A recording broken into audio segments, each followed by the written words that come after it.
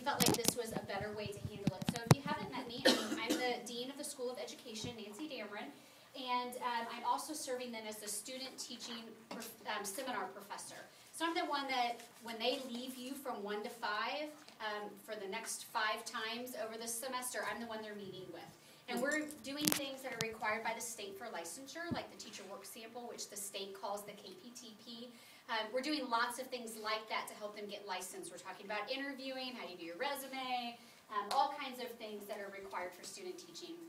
So first off, let me just say thank you, because I know you're tired. Some of you have already gone back to work. Some of you haven't, and you're cherishing every single moment before you have to go. And then to have you come here, hopefully the Mira Cheeto helps a little bit. I apologize, I don't know if you heard them say, Mira Cheeto, they load everything into your car when you order, and they didn't bring out the salsa, which is the best part of Mira Cheeto. And so we had to send a student worker back to get some. So please make sure that you get some before you leave. And then we also had a mishap with the ground beef, so we have more ground beef, and we have salsa coming, so please eat more before you go. Because otherwise we're going to have this huge, pot of beef left over. But also, the student teachers are here till 8, so I know they'll eat some more. And if you stay with us for the Mentoring Strategies class, which I'll talk about in a second, you can do the same to get to load up on some food, maybe some cookies. The first thing is just to say thank you. Our job is to help prepare pre-service teachers to change the world. And I know that that sounds really lofty and idealistic, but literally, that's what we do. Our whole entire focus is to help pre-service teachers be the shining city on a hill, to really be different. That when people walk into their classroom, they say, I don't know what it is about that person, but there's something different about them. And the kids are doing well. And we want you to walk away and say, that was one of the best student teachers I've ever had. So by the way, how many of you have had student teachers before? Okay, almost everybody. And that's great. If you haven't, not a problem at all. We'll learn together and it'll still be wonderful. But I do want you to know that some of the things I'm going to share with you today might be different if you've never had an MNU student teacher before. And we'll just ask questions. Also, knowing, I'm sure, as you all know, teaching is kind of one of those thankless professions in a lot of ways. We understand and appreciate each other, but it doesn't often happen outside. And oftentimes, our salaries don't reflect that, or the income that a private university like ours brings in doesn't always reflect that. If we had our way, we would pay you $1,000 and send you on a trip wherever you wanted to go to say thank you for what you're doing. Obviously, we can't do that.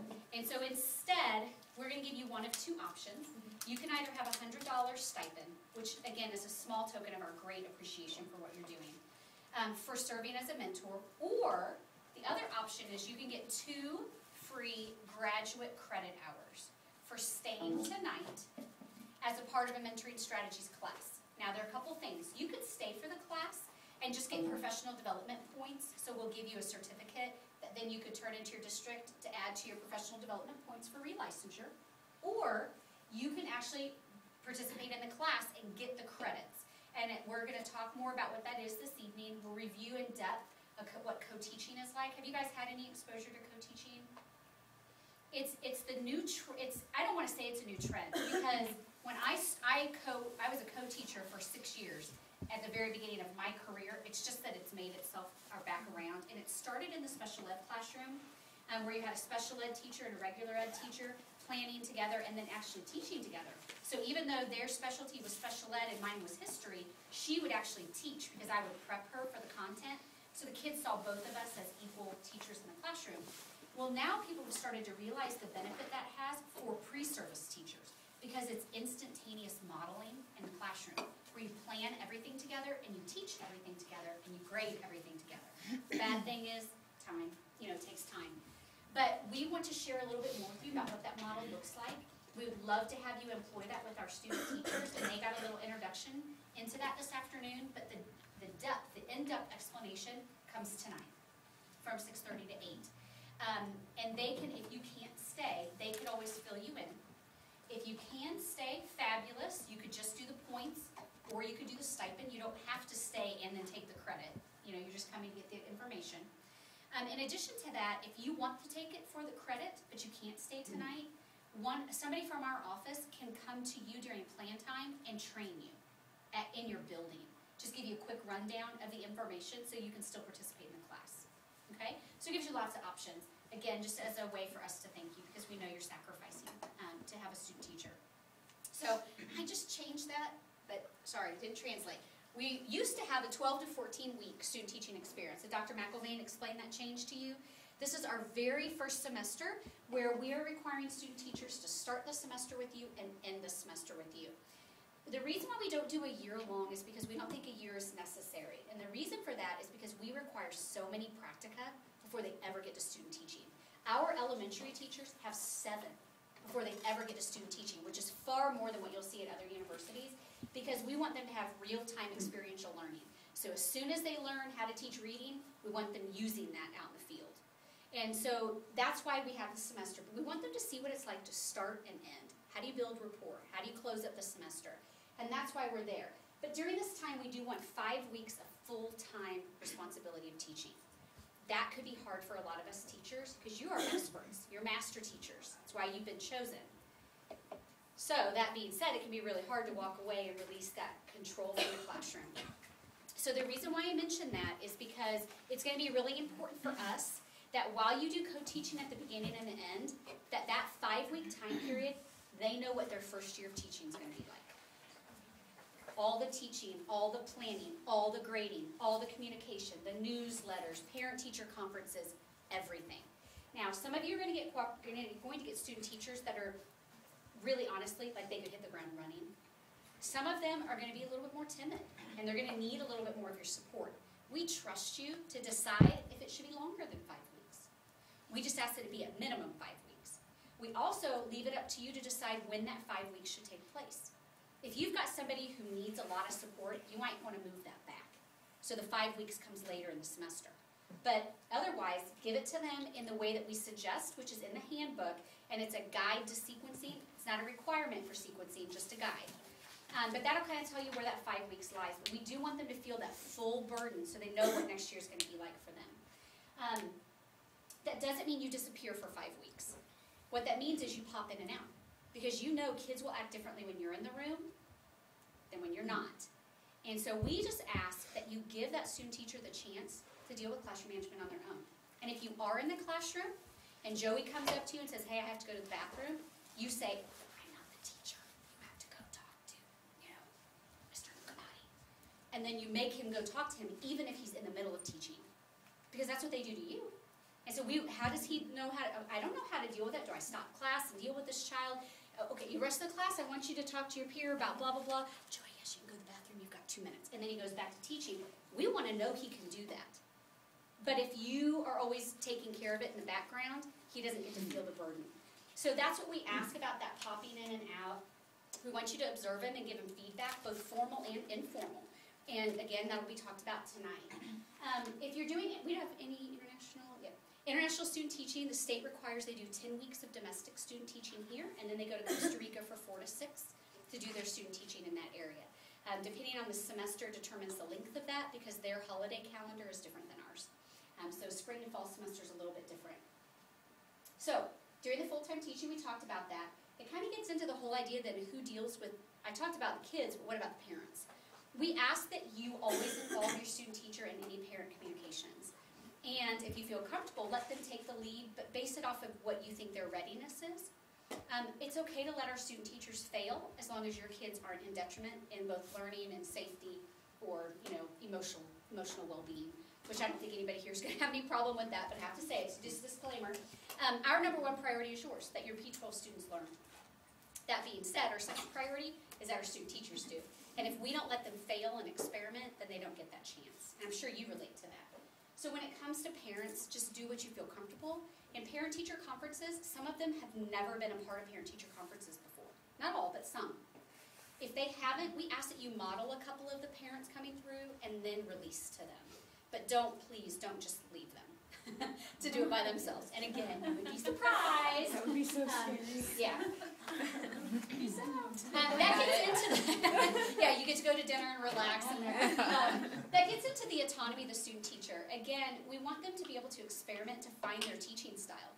You might have a very drastic teaching style from them, which might come out during the co-teaching process, but we do want them to be able to experiment. If they want to use a cooperative teaching method that you're like, this is so going to fail with this class, as long as your kids are going to be safe, and their learning isn't, I mean, obviously a failed methodology is going to have an impact on learning, but I think you understand. If we're not talking about a really grave mistake, we ask that you please let them fail, to try it and fail. But, or the other side is ask them questions. Okay, that's great that you want to try that method. Have you thought about this? Have you thought about the 5 kids with ADHD? How are you going to take care of them? You know, so ask them questions and prompts to help them plan for it, but we do ask that you let them try different things, which we know can be hard, but please do. Phase in and phase out I've already talked about. They will be observed, which Dr. McElvain discussed with you, right? We do ask that you not be in the classroom at the time of the observation. And again, it's because we have to judge classroom management, and if you're there, we don't get a true assessment. It's not a valid assessment if you're there. But we don't want you to feel like we devalue you or your presence, and we understand it's your classroom. We just really want to make sure that we don't want to give someone a degree and a license to teach who can't do it. And so we really need that one-on-one experience with them. And if Dr. McElvain didn't mention it, everybody who works for us has a valid teaching license. You can't be in our department and work for us if you don't. And so everybody has to maintain licensure. So never will your kids be without a licensed teacher in the classroom. And it is also standard operating procedure for any student teaching experience. I'm only going to mention TaskStream. It's a database we use to collect information. It's online, so when you get an email from this TaskStream and it says Janelle Hoffpower attached to it from Mid-America, that is the final student teaching evaluation. So you get it at the end of the semester, probably at the end of November, and basically this final evaluation is done electronically in TaskStream. We do ask that you complete it with your student teacher. I mean, seriously, you would want to know how you were being judged by your principal, right, if they came in to do an observation. So we want the same thing for our student teachers because it's a chance for them to improve. So this final evaluation, you're going to get an email that says, here's your username and password. Then you're going to get one that says, go here, click on this to get into the final eval. Your student teacher knows how to use TaskStream and can help you. And we would love to have you complete the evaluation with them. If something happens and you don't feel comfortable, please let us know so that we can review it with them ourselves. Hopefully you'll have a rapport established where you can give them the down and dirty. So here's this is my spiel, and I don't know if Dr. McElvain said it or not. We have very high expectations for our student teachers, and they have heard it over and over and over again. We expect incredible professionalism, expertise in their content areas, follow through. You name it, it's expected of them, and they know it. They wear that responsibility every single time they're here with us in a semester. We are asking you to partner with us in that effort for excellence. And that means you have to be comfortable giving something other than a 4. I mean, seriously, what student teacher should earn a perfect score all the way through their final evaluation? I tell them that if they get all 4s, it's an invalid evaluation. Now, that being said, a 3 is what we would typically expect to see in a student teacher. It's your average, just what we would expect to see of any student teacher. If they get a 4, it might be what we would tend to see like in a first-year teacher. It's just a step above. And you will get some who deserve 4s. If they get a 2, that means that really they weren't ready for student teaching in that one element. If they get a 1, they fail student teaching altogether. If they even get 1-1. They can only have 2 2s. And they know it. So we ask you to complete a midterm evaluation halfway through, which we'll send to you. And what that does is it helps the student teacher to know where their weaknesses are, and they can improve more strategically by the end of the semester.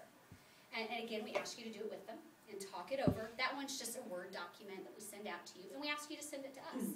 And then if we get it and it has more than 2 2s in it, we're going to put them on an extra support plan with more observations to kind of help through that process. And they know that because our goal is to help them be successful and grow.